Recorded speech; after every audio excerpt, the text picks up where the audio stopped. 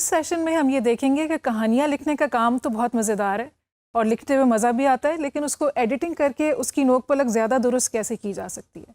क्योंकि जो बड़े बड़े लिखने वाले हैं उनका ये कहना है कि अच्छी लिखाई जो है राइटिंग की स्टेज पे नहीं बनती, बल्कि उसकी एडिटिंग अगर अच्छी तरह से की जाए तो उस वक्त की होती है। इसमें हम इस वक्त इस सेशन में हम ये देखेंगे कि जो कहानी है, जो फिक्शनल का स्टोरी एक होती है, उसको एडिट कैसे किया जा सकता है। उसके लिए हमने कुछ ये क्राइटेरिया तैयार किया है कि उसकी ग्रामर एक तो ये कि दुरुस्त होनी चाहिए। दुरुस्त होने के साथ साथ ये भी ज़रूरी है कि ग्रामर जो उस वक्त आप जो चीज़ कन्वे करना चाह रहे हैं या कम्युनिकेट करना चाह रहे हैं उसके हिसाब से मुनासिब हो। तो दो चीज़ें हैं, उसका इस्तेमाल और उसकी दुरुस्तगी, दोनों चीज़ें आपने चेक करनी होंगी।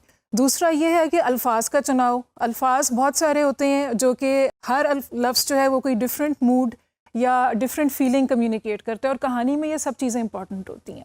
अगर आप रिपोर्ट लिख रहे हैं तो हो सकता है आपने बात को ज़रा फॉर्मल टोन में या मुश्किल टोन में रखना हो, लेकिन ये है कि कहानी में उसको आपने दिलचस्प और फ्लो के साथ बनाना है। तो वर्ड चॉइस को आप दोबारा से रिव्यू कर सकते हैं। उसके अलावा टोन चेक, उसका क्या उदास टोन है कहानी का, या लाइवली टोन है, या कोई नौजवान उसमें है जो नरेटर है जिसकी आवाज़ है, या कोई बड़ा शख्स है, कोई खौफ की फीलिंग है, सस्पेंस है, थ्रिल, उसके मुताबिक जो है वो आप उसका टोन चेक कर सकते हैं कि आया जो लिखा हुआ मवाद है वो कन्वे कर रहा है कि नहीं कर रहा।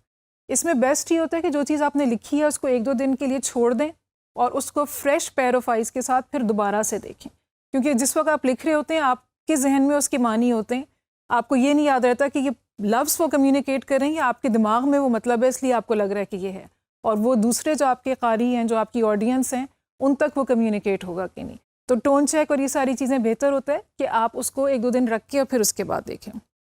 कैरेक्टर डेवलपमेंट कहानी का एक इम्पॉर्टेंट हिस्सा है।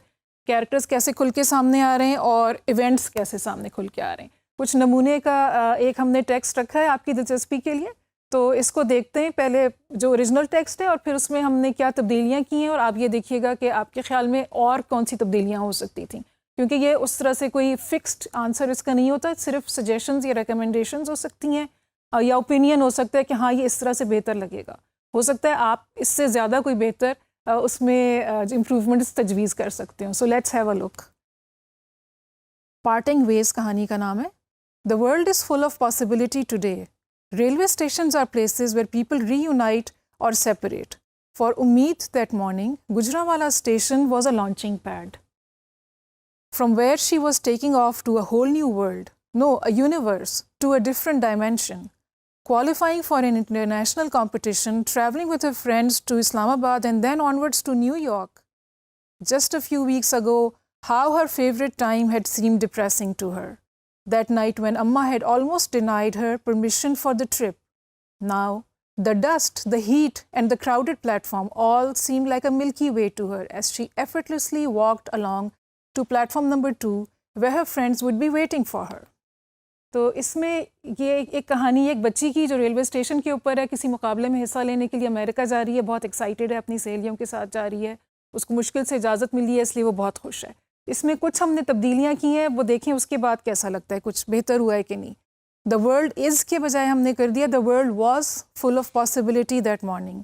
Railway stations may be places where people reunite और separated, but for Ummeed the Gujranwala station was a launching pad from where she was taking off to a whole new world, no to a different dimension. Original में था to a new world, to a new universe, to a dimension. 3 चीज़ें थी, उसको कम करके हमने new world और new dimension कर दिया। It gets the meaning across. बहुत ज़्यादा रेपिटेशन की ज़रूरत मुझे लगा कि नहीं है। अच्छा, उसके बाद फिर है कि qualifying for the robotics competition in the US, travelling with her friends to Islamabad and then onwards to New York. उसमें हमने रोबोटिक्स का जिक्र नहीं किया था, इसमें हमने उसको स्पेसिफिक इन्फॉर्मेशन दी है कि वो रोबोटिक्स के मुकाबले के लिए जा रही है। तो उसके बाद ये है कि that night just a few weeks ago how her favorite kebabs had seemed tasteless to her.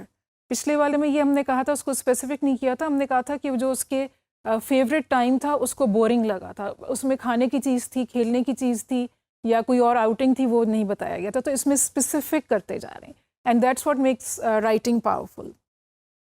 That night, but Amma had almost denied her permission for the trip. Now, the dust, the June sun beating down on her veiled head, and the crowded platform all seemed like a milky way to her as she glided along to platform number 2 where her friends would be waiting for her. पहले ये था effortlessly walked की बजाय हमने एक word कर दिया glided.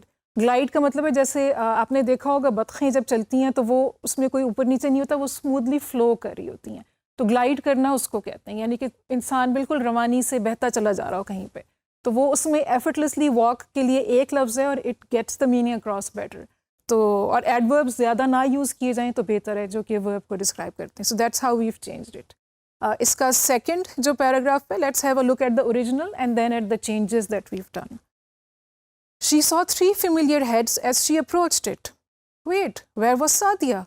She was the one who was going to lead the presentation of their project. Umeed's walk became heavy and weighed down. Sadia had worked so hard on the presentation, practiced her speaking skills. Sadia always did this. She was just so unreliable. That time when she had to bring drinks for a picnic and didn't bring enough for everyone. Sigh. तो अब ये हमारे सामने उम्मीद का character भी खुल के आ रहा है और उसकी दोस्त सादिया का भी आ रहा है जो वहाँ पे नहीं है, और उम्मीद जो है वो एकदम से उसने उम्मीद छोड़ दी है. इससे ये हमें उसके कैरेक्टर के बारे में पता लग रहा है. इसको थोड़ा सा चेंज हमने कंटेंट को कैसे किया, लेट्स हैव अ लुक. तो इसमें जो मेजर चेंजेस हैं वो ये है कि उम्मीद्स हैवी स्टेप्स बिकेम हैवी के बजाय हमने कर दिया उम्मीद्स gliding steps lost their spring. पिछले वाले में हमें उम्मीद का कैरेक्टर एक डिफरेंट तरह नज़र आ रहा था. उसने एकदम से ब्लेम किया सादिया को. उसने कहा ये अगर आई भी नहीं है उसकी वजह ये है कि ये अनरिलायबल है और ये हमेशा ऐसी करती है. अब जो है वो कंसर्न के साथ सोच रही है कि आखिर हुआ क्या, और उसको कहीं उसके पेरेंट्स ने मना ना कर दिया. So these are 2 different options, 2 different तरह की आप उसके कैरेक्टर को शो कर सकते हैं. ऑल्सो आप कहानी को लेके कहाँ जाना चाहते हैं. हो सकता है आगे कहानी में उम्मीद को ये काम करना पड़े कि उसको वो प्रेजेंटेशन करनी पड़े जो कि सादिया ने करनी थी, और क्योंकि वो कहानी की हीरोइन है तो वो हो सक या सेंट्रल कैरेक्टर है, तो हो सकता है कि इस तरह आपको कहानी को जो फ्लो है वो बेहतर मिल सके. These are just suggestion, just ideas, और ये ओरिजिनल टेक्स्ट हैं जो हमने खुद आपके लिए तैयार किए हैं.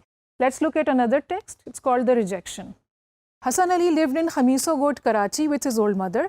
He made clay boats which no other potter could make. His customers compared them to the Titanic. He baked them so well that customers could place them inside aquariums and they wouldn't crack. They were better than the Titanic. His mother wanted him to sell them for a higher price.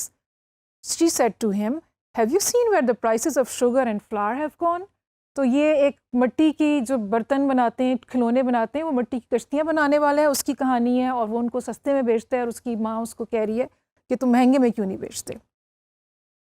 और उसके आगे से फिर ये आता है, Hasan Ali just laughed it off. हाँ अम्मा, I should put them in a mall and sell them for 3000 each. Actually, Hassan Ali was afraid to increase the price because then no one would buy them. He would just be stuck with so many boats that he would have to stop making new ones. He would have nothing to do then, nothing to wake up. His day wouldn't pass without this activity. He shuddered to imagine the shame of carrying back unsold boats home.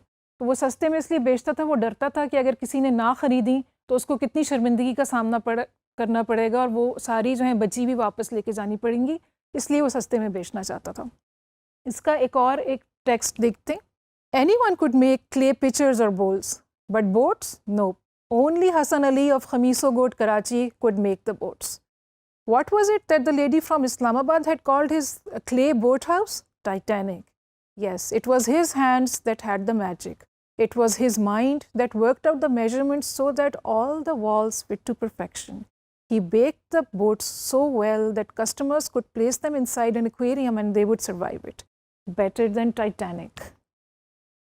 अब इसमें देखें, हमने उसको hero बना के, हसन अली खमीसो गोट के जो हैं उसको हमने एक हीरो बना के सामने लाए हैं. उसके हाथों में मैजिक है, उसकी दिमाग में इतनी मेजरमेंट्स और इतनी आर्किटेक्चरल सेंस उसका इतना अच्छा है कि वो ये सारी चीज़ भी कर सकता है और सब कुछ परफेक्टली बना सकता है. और इसमें थोड़ा सा ड्रामा और थोड़ी सी उसकी प्रेजेंस को हमने उजागर किया. दूसरी चीज़, जैसे पिछले वाले में भी हमने कहा था, जितनी स्पेसिफिक चीज़ होगी. अब उसके कस्टमर्स में से एक, there is a lady from Islamabad, जिसने कहा कि ये टाइटैनिक की तरह. It's not just generally people but a specific lady from Islamabad. तो इससे एक पिक्चर बनती है कि उसका क्लाइंटेल या उसकी चीज़ें ख़रीदने वाले कौन कौन लोग हैं, लेकिन वो फिर भी उनको सस्ते ही में बेचना चाहता है. और उसकी वजह भी इधर हमने दोबारा से लिखी है. वो देखते हैं आपको कैसी लगती है। Still selling them for 300 each, Hassan Ali, his old mother croaked. Said की बजाय croak का word use किया, जिसका मतलब होता है बैठी हुई सी, ज़रा जैसे खांसी से जैसे croaky सी आवाज़ हो जाती है, ख़राब सी, उसके लिए croak का word use होता है। Have you seen where the prices of sugar and flour have gone? Hassan Ali just laughed it off. हाँ, I should put them in a mall and sell them for 3,000 each. अब ये second जो उसका paragraph है, जो उसकी reasons हैं कि वो क्यों नहीं उसको ज़्यादा प्राइस करता था. The truth was that Hasan Ali was afraid to increase the price, afraid that people would not buy them if he made them expensive, afraid that what if he was stuck with so many boats that he would have to stop making them? What would he do then? What would he wake up for if not for the boats? How would he know it was time for lunch except by checking if he had made 6 boats yet? Imagine the shame of carrying back unsold boats home, the rejection. इसमें भी same information convey की गई है, लेकिन इसमें afraid का word कई दफ़ा यूज़ हुआ है, 2-3 सेंटेंसेस के शुरू में यूज़ हुआ है. वो उसका एक इम्पैक्ट है और उसका एक वो एम्फोसिस है कि उसका खौफ है इतना ज़्यादा.